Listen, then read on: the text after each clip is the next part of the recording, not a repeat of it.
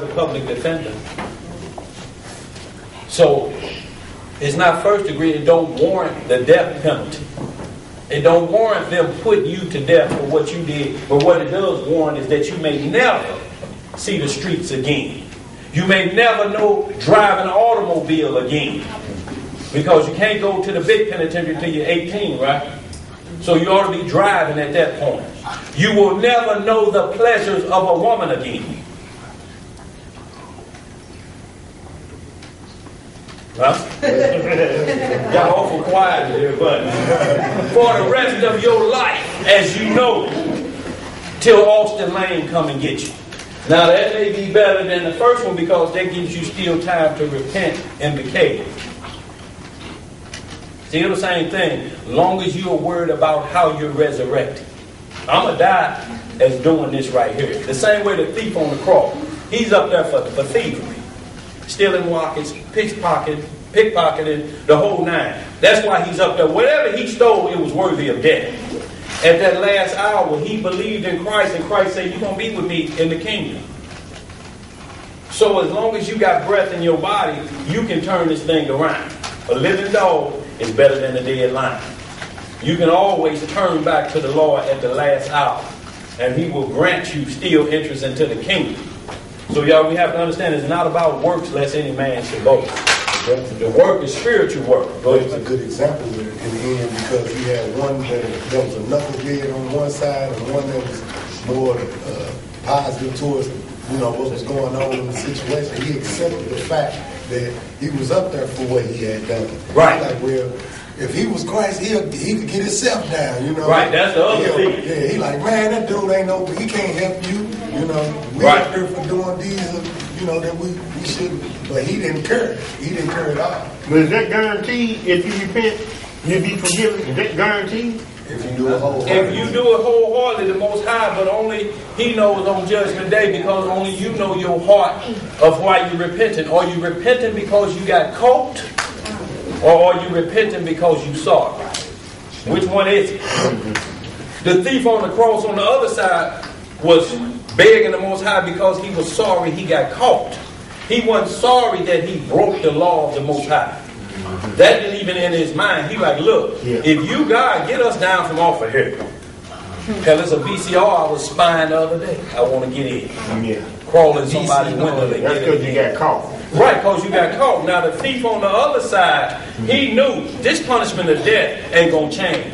But when I die physically, I need to worry about how I will be raised spiritually. How will I be resurrected? Is it like Ecclesiastes 12th chapter? Some raised to everlasting life, and some raised to everlasting damnation. This is what he's worried about at that time because he's saying, the death penalty on me. Ain't nothing I can do about the carnal death that's going to take place right now, but I got to get myself set up for the kingdom.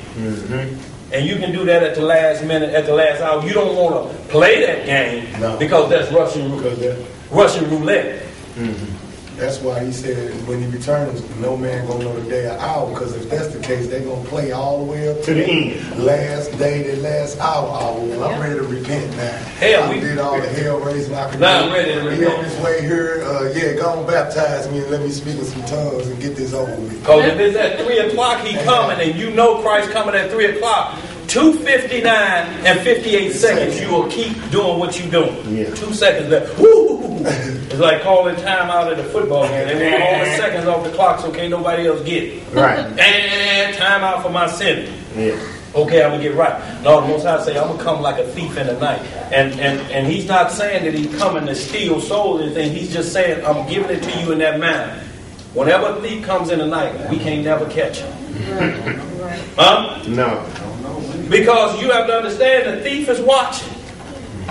Christ said, I will be like that. I will come back when you least expect it. So be ready at all times. Don't think you got time tomorrow. Oh, I'll get to that tomorrow. No, you better get to it today. Tomorrow is not promised to you. Mike Jackson said this will be the last show. This will be the final curtain call. And it was. It was. For real. So y'all, we can't make promises that we can't keep. If the Most High willing, I'll see you that day or the next day. Let's get some more. Where you at? Verse 15. Now when Pharaoh heard this thing, he sought to slay Moses, but Moses fled from the face of Pharaoh and dwelt in the land of Midian. Now see, Pharaoh was doing what Cain had said. Any man finding me, he should do what? Slay. So Moses thinking the same thing. I'm a murderer like Cain. Any man finding me, he figured Pharaoh said, well look, Pharaoh said, if I catch you, I'm putting you to death. There's a reason he was going to put Moses to death, or Moses knew he was going to be put to death. Because why? It wasn't righteous. Let's get some more. And he sat down by a well. Verse 16. Now the priest of Midian had 7 daughters, and they came and drew water and filled the troughs to water their father's flock. Now y'all read the rest of that, and y'all understand how Moses, when he went back to Egypt, and the Most High sent him back to correct his wrong, but he had to get himself right first. He had to cleanse himself of all wickedness and get himself right. And he went back to Egypt. Y'all know the rest of that story. But what we was just getting at is that you cannot, under no circumstances, take it upon yourself and slay a man. And we're going to get to what David did, which was an unrighteous killing, even though David had killed his thousands before. He slayed Goliath. He slayed whole nations. David had so much blood, he'd just come back and he'd be doing like this. Blood would just be dripping off his elbow. But they were righteous killing. The Lord had commanded that. But when he killed Uriah the Hittite's wife, that was unrighteous. It was murder. Let's get some more. Where we at? You had the numbers. Numbers 35. Let's go to Numbers 35, y'all. We're going to move up. We got about a good half hour, y'all, where we get some. Anybody got any questions concerning that right now? Any questions? Just along the line of whatever we're saying, if it's not understood on that level. And all we are talking about is when Exodus 20 and wherever it is, what is the 4th verse that says, thou shalt not kill. The Muslims teach that word shouldn't be killed, but it should be murder. You shouldn't murder. You shouldn't murder. That's correct. But you shouldn't kill either if you can prevent it. If somebody telling you, I tell you what, be there when I get there. And you go get your pistol, you like, I'm going to be here when you get here. Now, you got it in your mind, there's a law, you got to start thinking, well, if I kill him, I got to deal with the popo. So, you need to make a quick call. Just got threatened by Lil Willie Jackson. Say he on his way over here.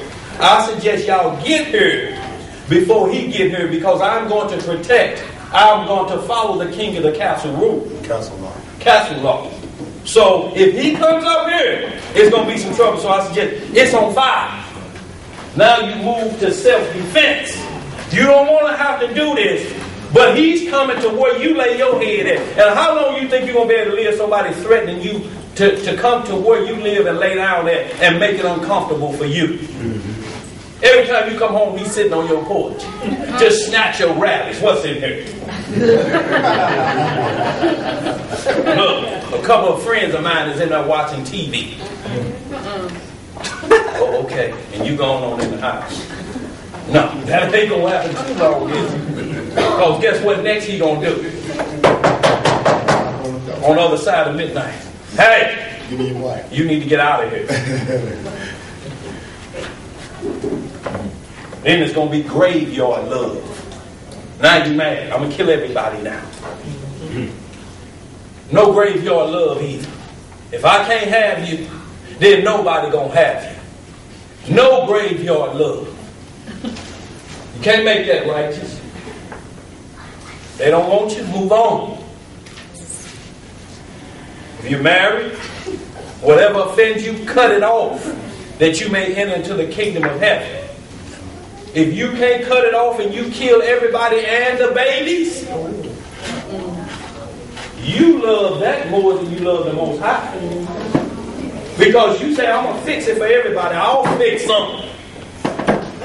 I'm going to kill you.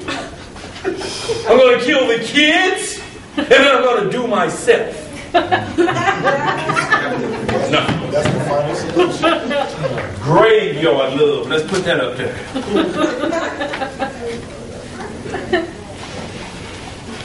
Now, who want that toll of them? And you supposed to be a man of God. I'm going to kill everybody if I don't get my way. G-A-W-W-D. Let's get some more of this. Where we at? Numbers 35, verse 10.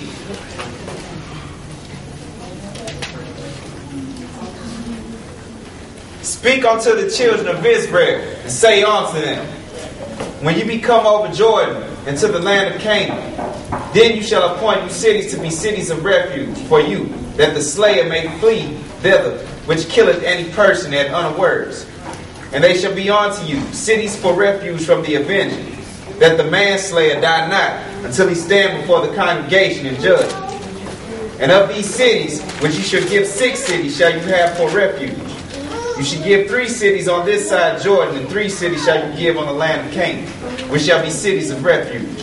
These 6 cities shall be a refuge both for the children of Israel and for the stranger. And for who? The stranger.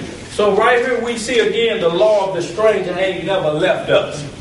If you're saying that this meant that this was talking about scattered Israel, wasn't no scattered Israel at this time. Huh? Was it? Together. No, we together. It's talking about another group that would accept our laws, statutes, and judgments given to us by the Most High, and they cool with it. They can join up with us. Why would you not fix in your heart that you say that can't happen, and your own mother, brother, and sister won't listen to the commandments? How you gonna turn away somebody that will because they of another nation? That's how respect the person. That's hypocrisy, ain't it? Huh? Your own household is your enemies. Let's get some more. Verse 16. Oh, verse, let me finish 15. And for the sojourner among them, that everyone that killeth any person unawares may flee thither. And if he smite him with an instrument of iron, so that he die, he is a murderer. He's a what? Murderer. Let's read that. Back that up again. And if he smite him with an instrument... back it up a little bit more. These 6 cities shall be a refuge, both for the children of Israel and for the stranger, and for the sojourner among them, that everyone that killeth any person unawares may flee thither. That he may kill a man unawares. So, is that kill a man unawares? How do you kill a man unawares? Not knowing that you was going to have to kill him. Either that, or you've left something in place, okay, unawares. Hey, I was putting the brakes on the car, but I didn't connect that brake line up. You know, it's unaware. It's like I wasn't aware that this is taking place. And that will fall under the lines of manslaughter. Well, what happened? Well, I was changing them brakes. And while I was in there, he asked me, can I run to the store? I said, yeah, but just forgot to say, wait a minute, the brake line ain't hooked up. Mm-hmm. And when you start stomping and it go to the floor, and all of us done been there before, when the brake go to the floor, Oh, yeah. underwear will shoot up into areas it ought not. They take a pair of tweezers to get them out. Let's get some more. Verse 16. And if he smite him with an instrument of iron, so that he die, he is a murderer. The murderer shall surely be put to death. And if he smite him with throwing a stone, wherewith he may die, and he die, he is a murderer. The murderer shall surely be put to death. The murderer shall surely put to death. Y'all, under every nation on planet Earth, there is no statute of limitations for murder. Right now, what they investigating? What's hot in the news right now?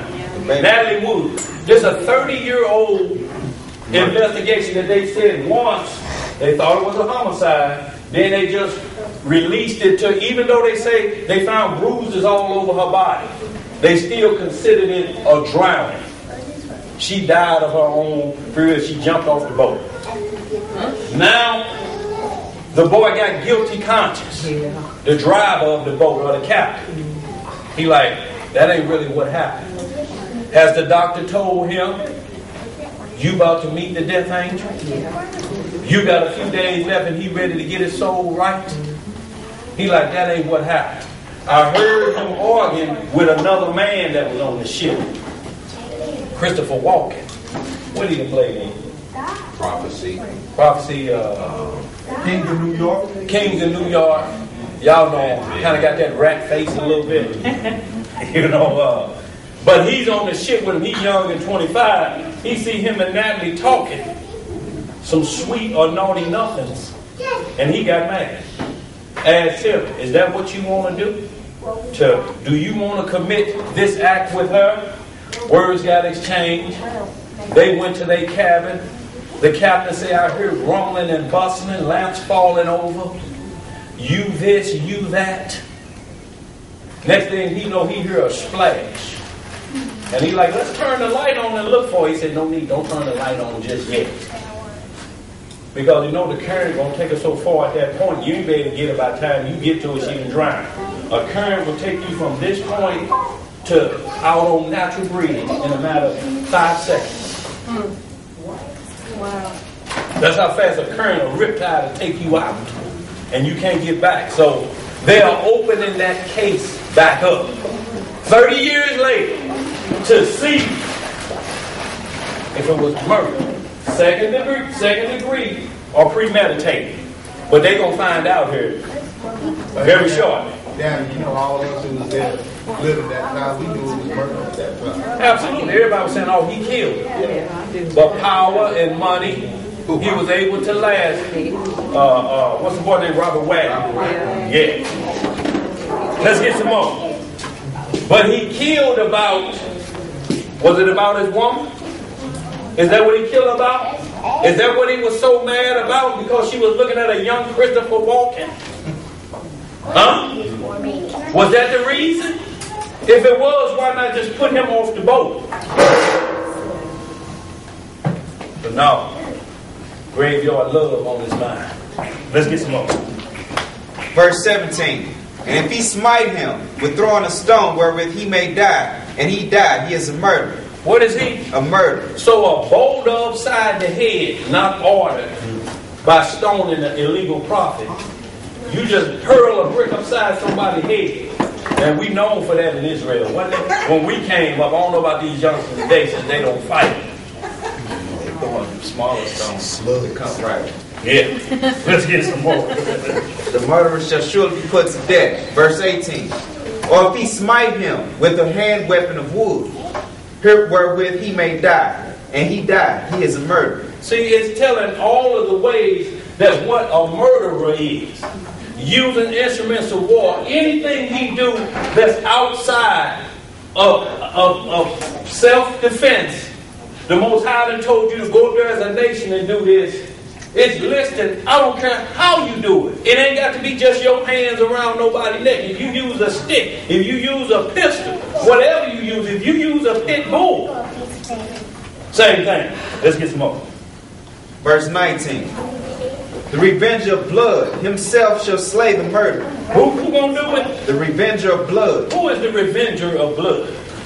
Christ.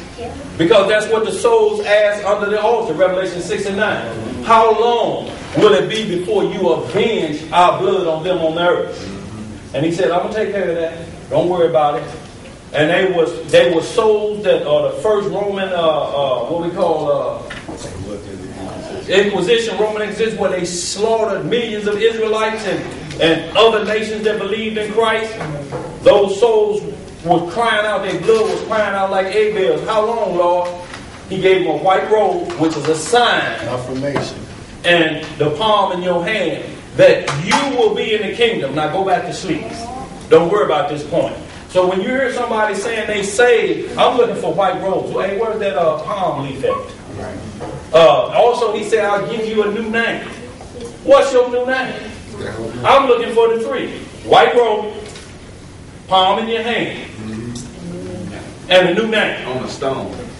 I ain't never read in here that where you going to be in heaven, but you come back here to watch Junior at his basketball game. And I know she was up there looking down. So you think that the things that are going on in heaven, they're more concerned with a basketball game here on earth. No, y'all, we can't fool ourselves like that. Have anybody ever seen they loved one in a white robe? I ain't never heard that. Right. They had on the same clothes when I saw them that they had on in the casket. I ain't never seen them say it was a white robe. I was doing like this, I couldn't barely see. And I was saying, Mama, Mama. And they say, that ain't my name. The Lord has given me a new name. It's Mamacita now. No, we ain't never heard that happen. Let's move on, y'all. The revenger of blood himself shall slay the murderer. When he meeteth him, he shall slay him.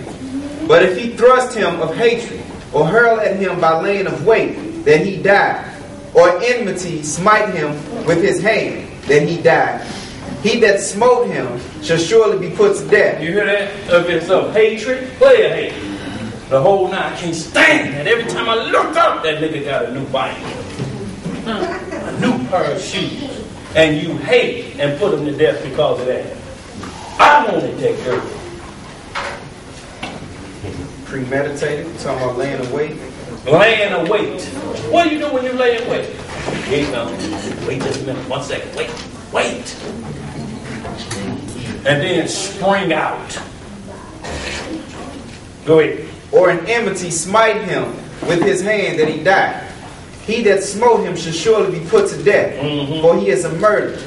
The revenge of blood shall slay the murderer when he meeteth him. And that's what we're talking about. That separates the other thing. We ain't going to see that about self-defense. We're going to see repair making.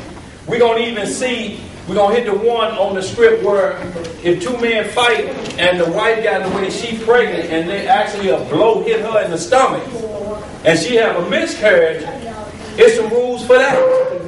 For killing the unborn. Let's get to some of that. I mean, where you at on that? Verse 22. But if he thrust him suddenly without enmity, or have cast upon him anything without laying of weight, or with any stone wherewith the man may die, seeing him not, and cast it upon him that he died, and was not his enemy, neither sought his harm, then the congregation shall judge between the slayer and the revenger of blood, according to these judgments. Now we see self-defense. The congregation gonna judge, or a court of law. Was it self-defense? Because the script warned us about setting your house up for a rob. It's somebody in the neighborhood same way. Leave the windows and doors unlocked. Purposely. That's that. I wish him up. What we say? Y'all know what? all of us are saying it in there. Now you leave the door open for that. You to double back, and now you calling the police, whispering, laying in wait. Yeah, I want to report a robbery about to take place.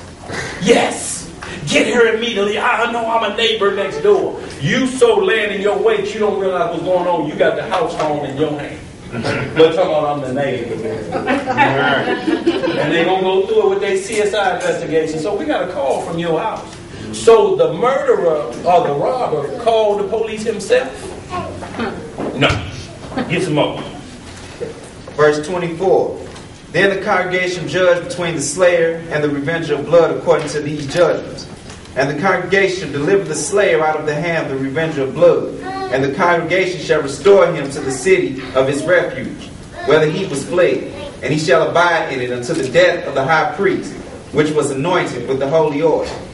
But if the slayer shall at any time come without the border of the city of his refuge, whether he was fled, and the revenger of blood find him without the borders of the city of his refuge, and the revenger of blood kill the slayer, he shall not be guilty of blood, because he should have remained in the city of his refuge until the death of the high priest. So we have to understand that what the Most High is saying also, if he make an escape route for you to hold on, and you don't come back and you get caught short, that's on you. Like with Moses, when him leave. That's right, Moses left. Go ahead, Elijah. See, there was also other examples of revengers of blood, like Solomon was a revenger of blood on the enemies of David, his father. That's right. When he came into power, remember when David, before his death, he gave him orders concerning certain men that he had in his cabinet, like the lies that were not true, 100%. And he told Solomon to put certain men to death. And one time remember Solomon sent one brother to a city of refuge and told him not to come out. And the dude came out because one of his men servants were stolen. Right. And went to find him. But because he transgressed that order of the king, he was put to death that day. Absolutely. So the revenge of blood was also appointed to certain men, just like when Cain was murdered. Right. Right. Absolutely, Elijah. So, you know, it's twofold. It's also Christ, but it's also these appointed and anointed men who were appointed for that duty to revenge the blood of men, innocent men. Absolutely. Get a little bit. We got a little bit more of that, or we can go to this Exodus. You got a little bit more? Okay, go ahead. But if the slayer shall at any time come without the border, verse 26. But if the slayer shall at any time come without the border of the city of his refuge, whether he fled, and the revenge of blood find him without the borders of the city of his refuge, and the revenge of blood kill the slayer, he shall not be guilty of blood, because he shall have remained in the city of his refuge until the death of the high priest. But after the death of the high priest, the slayer shall return to the land of his possession. So these things shall be for a statute of judgment unto you throughout the generations in all your dwellings. You can hold right there. So this is a statute for us. Y'all, we have to understand this. Look, me and my brother done already discussed. Look, you kill somebody under this, don't come around here. What excuse you got? If you do come around here, I'm giving you 5 minutes to get away from around here. If you go west, I'm going to tell them you went. That's the most I'm going to do for you, being my blood brother. You went that way. If they find that out, that's a word, okay, obstruction of justice. Give me what you're going to give me for that. But I'm going to give you 5 minutes to get on away from around here. But I'm not going to harbor you. I'm not going to let you hide in the dirty clothes basket. And why is that every time you get killed, they find you hiding in the dirty clothes basket? Like you just, like it's some soil underwear in there that the police would be bringing a dog up to the dog. Don't want to check that. And they snatch you up out of their drawers on your head and t-shirt. Get up out of here. Come on. Verse 31. Moreover, you should take no satisfaction for the life of a murderer. What? You should take no satisfaction for the life of a murderer, which is guilty of death. But he shall be surely put to death. And you shall take no satisfaction for him that is fled to the city of his refuge, that he should come again to dwell in the land until the death of the priest. So we got a problem here, y'all. And the main thing is we got another death that's called selling death to our children. Glorified. If you're into something that requires death, then it's no free. Once you decide to be a drug dealer, you work for FedEx all your life. You decide now I want to be a drug dealer and get my retirement going. Well, when you take on that responsibility, you know the rules ain't never fair enough. Your right-hand man will set you up. If somebody take dope from you and word gets out on the street that you're easy, you're a mark, and they taking it from you, what's going to happen? They're going to try you again. And you're going to be reduced to what? Killing about that. So, and then we'll get to the point because it was a good boy that turned bad. We explain his dope dealing as a little bit different from little Willie that'll kill at a drop of a hat. Oh, yeah. See, he was a good man. He was a good dude. But he's destroying and killing spiritually for generations. It'll take generations to get that out. You think you can do that, and then all of a sudden, now you want to give turkeys out at Thanksgiving? You done took all of the neighborhood's wealth and money, everybody hungry, all of the food stamps, and then you give them a turkey back at Thanksgiving. Nino Brown, Frank Lucas. New Jack City. Go ahead. Verse 33. So ye shall not pollute the land wherein you are, for blood it defileth the land, and the land cannot be cleansed of the blood that is shed therein, but by the blood of him that shed. Defile not therefore the land which you shall inhabit, wherein I dwell, for I the Lord dwell among the children of Israel. We can hold it right there. So the Most High said, don't defile the land where we dwell. Our land is so defiled where we dwell because we killing each other. Where all the drive-by shootings happening at. We're doing it to ourselves. But this is in the Apocrypha. Y'all just going to read that. We got about 15 more minutes, y'all, before we cut.